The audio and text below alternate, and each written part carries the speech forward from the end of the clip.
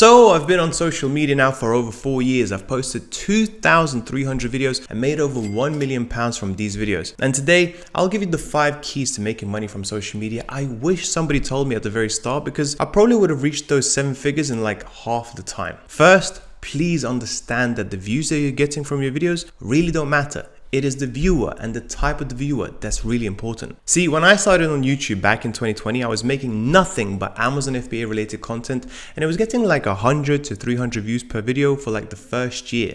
Imagine posting 3 times a week and never getting past 300 views. Now, even though my views were quite low, I did start getting emails and messages and comments from genuine people asking for help with their Amazon FBA businesses. Then about 2 years in, I came up with this genius idea of making content around side hustles and various other ways of making money online. Like you can see it on my channel, the videos are still there. Basically, I was moving away from just Amazon FBA content because I thought, hey, well, if I get more views about making money online, I can then educate these people about how Amazon FBA works and then they will eventually buy my services. And that sounded great in theory, and my theory actually worked. When I started making videos around the 5 best side hustles you can start or how you can make money online, the views did start to pick up and I was getting more and more subscribers every single day. Matter of fact, my subscribers jumped from 20,000 to 120,000 in literally just a couple of months. Everything was looking good. I mean, the views were up, the watch time was up, the click-through rate were good. However, there was one metric that I really cared about that actually started to go down, and that was my bank balance. See, I couldn't figure out why, because on the surface, everything was looking great. I even started getting recognized on the streets because even my TikTok went from 10,000 followers to 900,000 in about 6 months. But see, the problem was that the people that did recognize me were not my target audience at all. I was getting recognized by kids that were still in school and would have never bought anything I was providing. So I decided to stop making any video that was not Amazon FBA related, as it did not target the people that I wanted. The next thing that happened were my views tanked, my AdSense revenue went down by like 70%. But I did have a record sales a few months later. The lesson here is this: if you want to sell and use social media to gain customers, the viewer is what really matters. You have to always keep in mind on who on earth are you talking to. Is it a 12-year-old kid that's never going to buy, or is it a 25-year-old guy who wants to leave his 9 to 5 and start his own business? This is a wild theory, but I would go as far as saying that Alex Hormozi, who has 2.5 million subscribers, those subscribers are worth way more than, say, the Sidemen, who have been around for a long time and have got 21 million subscribers. I mean, think about it.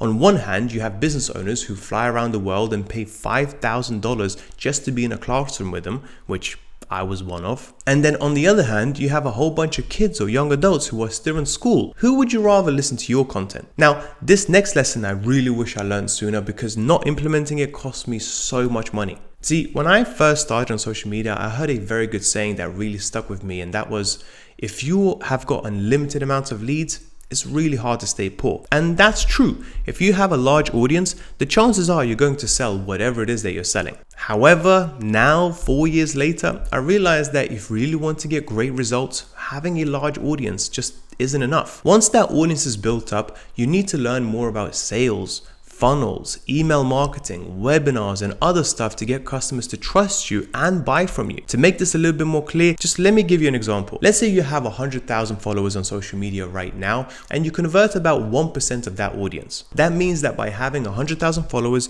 you make around 100,000 that year. Now, let me ask you this. What do you think is easier to do at that level? Would it be easier to double your audience to 200,000 and make 200,000 the following year? Or increase your conversion rate by just 1% by optimizing your website, collecting customer emails, providing offers and discounts, running webinars, and so on? See, there comes a point where if you really want to make as much money as possible, it's much better to work on your systems as opposed to just keeping more and more content. It's just a more efficient way to tackle the real problem in your business, and it took me 3 years to figure out that lesson. Yep. For 3 years, I was just making content and leading people to my website where they bought a course for $4.99. It's only when I got these systems that I'm talking about to you right now that my revenue went up by like 5 times in literally just a couple of months. Now, this next one I want to talk about, I actually did but it was literally by pure luck more than anything else. And it is something that actually allowed me to start making my first bit of money when I only had 255 followers across all of my social media. And that is, I started my career on YouTube by already having a product. See,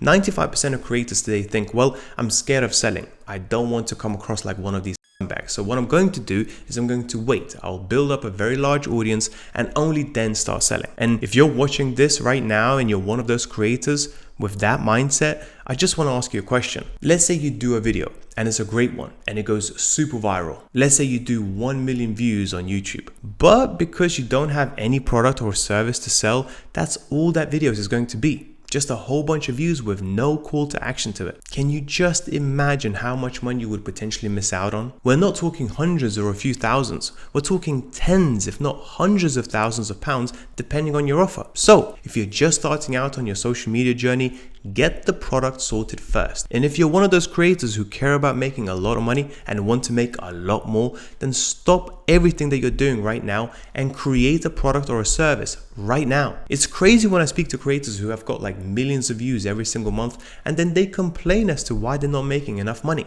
I mean, how could you if you have nothing to sell? Now, this next one came to me by surprise, but the more research I do, the clearer it has become to me that the video editing is far less important than what you actually say.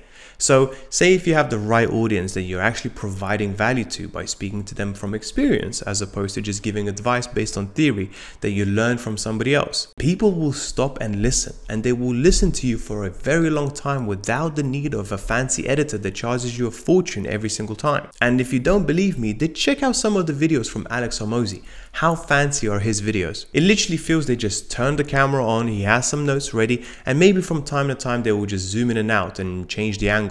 That's it. And I feel like the audience used to like much higher production value and the better editors before, but with the rise of so many podcasts where people just record themselves having a conversation, that's what really works these days. So if you're in education category, focus on what you actually say and how you deliver the message, as opposed to just bringing in crazy animations and motion graphics. Now, this next one I actually realized not by creating videos on social media, but by meeting John, who runs a private business owners club and was in charge of Modball 2024. Now, for those of you that don't know what it is, it's basically a driving tour from London to Monaco that was attended by the likes of Iman Ghazi, Mike Thurston, Jordan Lynch, and just to name a few. And when I met him and I wanted to sign up to his club, he said that the number one rule in that club is that I am not allowed to speak in theory, I can only speak from experience. In other words, if someone has a problem, I can only help them if I have had the same problem myself and managed to fix it. And if you have an opinion, then guess what? You have to keep it to yourself. Which really got me thinking, shouldn't that apply to social media too? Why do so many of us speak about things that we ourselves have never experienced? And this is exactly why I decided just to stay in my lane and only speak about the things that I've done and can easily prove. Want to learn about Amazon FBA?